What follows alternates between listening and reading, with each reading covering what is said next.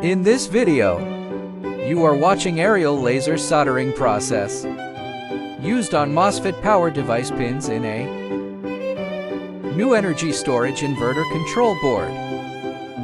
Laser soldering delivers highly focused energy directly to the solder joint, allowing precise and stable temperature control during the entire process.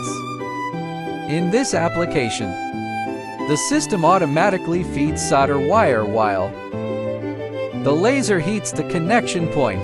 This ensures consistent solder volume and reliable wetting between the MOSFET pins and the PCB pads because the heating area is extremely small.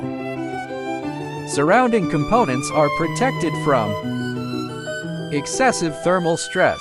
This improves soldering consistency and product reliability.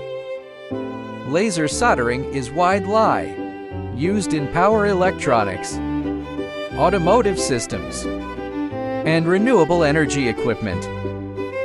Raycostech provides advanced laser soldering solutions for high precision,